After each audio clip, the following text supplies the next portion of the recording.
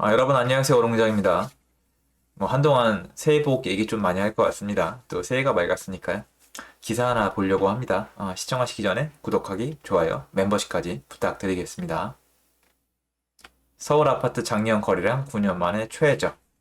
특히 이제 노도강이 이제 거래가 정말 없다고 해요. 보면은 거래량이 진짜 아작이 났습니다. 반토막이 아니고요. 거의 한 반토막 이하? 그죠? 3분의 1까지는 아닌데 거래가 정말 많이 줄어들었습니다. 이 부분에 대해서 저랑 한번 찬찬히 쪼개서 한번 얘기를 해보면은 재밌지 않을까 이런 생각이 들었습니다. 자, 주택은 이제 여러분 주택은 수요와 공급 그리고 거래. 어때요? 이거는 이해가 편하시죠? 주택이 필요한 사람이 있고 그럼 짓는 사람이 있고 그런데 필요한 사람이랑 짓는 사람이랑 서로 어떻게 교환을 하죠? 거래를 통해서. 한 명은 돈을 내고 한 명은 집을 주죠. 원래는 사실은 꼭 돈을 줘야 된다는 법은 없어요. 그런데 대개 이렇게 일어납니다. 그러면 나눠서 볼 수가 있겠죠? 수요와 공급을 따지면 뭐가 나와요? 가격이 나와요. 그죠? 하지만 정작 가격이 결정되는 건 거래이죠. 그러면 원래 경제학적으로 보면 수요와 공급을 따지면 가격이 정해져요. 예를 들어서 여러분, 예를 들어 파리바게뜨 빵이 하나에 한 2,000원이라 쳐요. 파리바게뜨. 죄송합니다. 2,000원이에요. 자, 그런데 파리바게뜨가 전국적으로 다 없어져 버린다. 줄어들어 버린다. 파리바게뜨가 10분의 1만 남고 다 없어져 버린다. 빵 가게가 확 줄어든다. 그럼 공급이 쪼그라들잖아요. 그럼 상식적으로 가격이 오를까요, 내릴까요?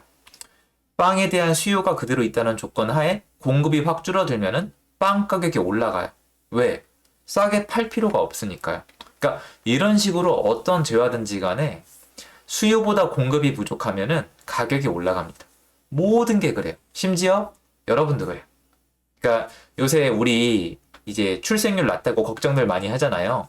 그건 맞아요. 국가적으로 문제라고 하는데 사실 제가 그쪽 이 전공은 아닌데 저 때는 반 하나에 학생들이 50명 가까이 됐거든요. 막 46명, 47명.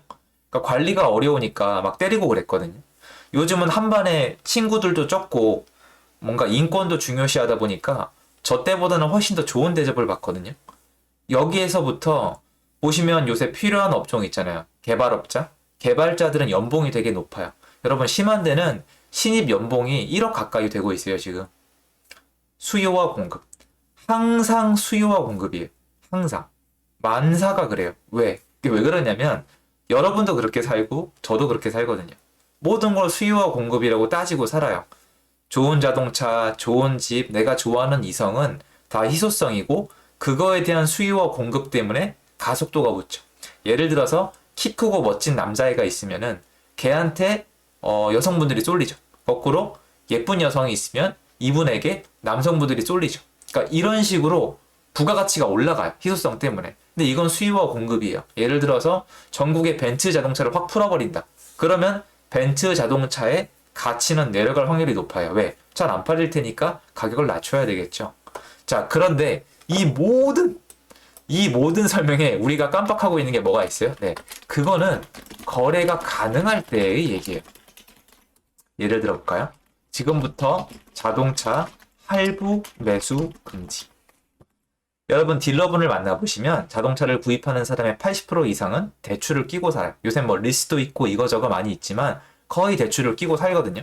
그러면 만약에 앞으로 지금부터 자동차 살 때 대출 끼고 사는 거 금지라고 하면 어떻게 될까요?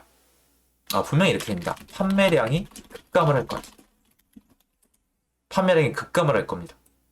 그렇죠. 왜냐면 살 수가 없잖아요. 거래가 불가능해진 거죠. 자, 그런데 잠깐 한 발짝 뒤로 물러나서 이걸 봅시다.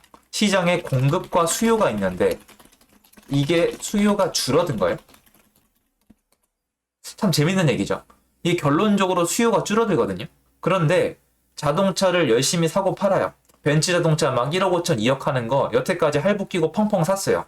좀 심한 데는 이 업체마다 다르겠지만 90% 이상이 할부를 받아서 살걸요? 카푸란 말도 있잖아요. 자, 그런데 대출 금지다. 그럼 이제 못 사요. 이게 못 사는 거예요, 이거는. 분명히 못 살 겁니다. 그런데 이게 수요를 없앤 건가요? 이게 수요를 없앤 건가요? 아니면 누른 건가요? 누른 거죠. 그런데 이거는 먹힐 확률이 높아요. 사실은. 먹힐 확률이 높아요. 자, 그러면은 여기서 일어날 증상은 두 가지예요. 일단 벤츠가 잘 안 팔려요. 그리고 더 저렴한 차가 팔립니다.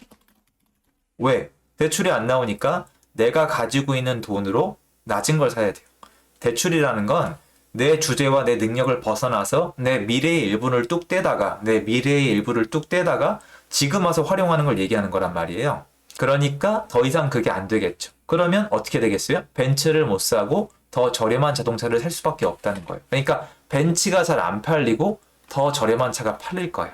자, 그런데 그러다가 대출이 다시 풀린다. 그러면 벤츠를 못 사고 참던 애들이 확 달려들죠. 그때 만약 수급이 안 맞으면 웃돈이 붙는 거예요. 지금 이 현상이 있죠? 중고차가 새 차보다 비싼 모델들이 꽤 있습니다. 한번 가보세요. 특히 전기차. 전기차가 여러분 중고차가 새 차보다 가격이 높아요. 미국은 이미 일어난 현상이고 이게 수급이 힘이거든요. 이렇게 볼 수가 있겠죠? 자, 벤츠를 살려고 그러는데 대출이 원래 펑펑 나오다가 대출이 안 나와. 내 돈으로 아예 살 수가 없어요. 뭐 불만이겠지만 어쩔 수가 없죠. 그런데 자동차는 꼭 필요해. 난 이번 시즌에 자동차가 꼭 있어야 돼. 그러니까 대출 안 받고도 살 수 있는 사람은 대출 안 받고도 살 수 있는 자동차를 사겠죠.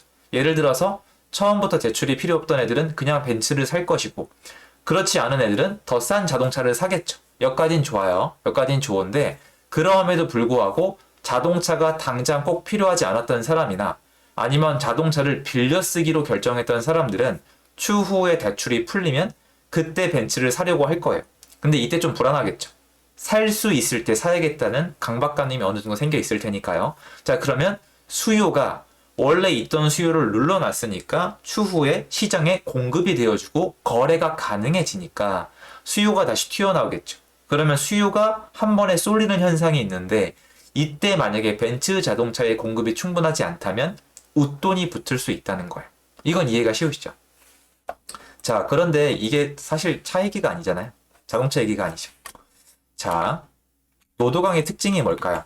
노도강의 특징. 1. 많이 올랐다. 참 이것도 웃겨요. 양극화 하더니 많이 올랐대요. 말씀드렸잖아요. 저가주택이 퍼센티지로 따지면 더 오를 수밖에 없다고. 왜? 전체 수급이 꼬였고 집을 못 사게 하니까 싼 데로 몰려들잖아요. 벤츠를 못 사게 하면 현대차가 더 팔릴 수밖에 없어요. 죄송한 얘기지만 엄연히 따지면 강남이 벤츠면 상계동은 뭐 제가 좋아하는 브랜드인데 어쨌건 국산차라고 보면 큰 차이가 없을 수도 있겠죠. 많이 올랐죠. 두 번째로 뭐예요? 구축이 워낙 많아서 전세가가 낮아요. 인정하시죠? 예를 들어서 지금 아파트가 7억이라 그래도 전세가가 한 3억밖에 안 해요. 전세가가 50%가 안 돼요. 왜? 아파트가 30년이 넘었으니까. 근데 재밌는 점이 있습니다. 무슨 말일까요? 노도강은요, 대출을 끼지 않고 사기가 어려워요. 전세를 끼고 살 거면 이곳을 사지 않죠. 무슨 말이에요? 예를 들어서 내가 현금이 3억이 있다. 자, 그러면 예전 같으면은 노도강에 7억짜리 아파트를 살 수가 있죠. 그죠? 대출을 7, 80% 받으면 되니까. 근데 지금 대출 안 나오니까 못 사요. 근데 여러분, 전세를 끼고 살려면 어떻게 됩니까? 부족하죠. 7억짜리 아파트를 사야 되는데 전세가 3억이 안 되니까 붙여봤자 안 된단 말이에요. 그런데 좀 멀리 나가보면 어떤 아파트가 있어요? 이런 데가 있죠. 아파트가 오히려 9억인데 전세가 7억, 8억인 곳이 있어요. 그러면 이 사람은 노도강이 싫어서 안 사는 게 아니라 살 수가 없으니까 일로 갈 수밖에 없죠. 다시 얘기해서 지금은 대출을 끼고 사야만 하는 곳은 더 안 팔려요. 거래량이 아작이 날 겁니다. 그래서 노도강이 가시면 금매가 있어요. 전 지금은 이제 얘기해도 되거든요. 죄송한 얘기지만. 자, 노도강이 왜 금매가 있다? 전세를 끼고 사기가 어려워요. 그럼에도 불구하고 대출을 안 끼면 더더욱 살기가 어려워요. 그러니까 여기는 지금 사줄 사람이 없는 거예요.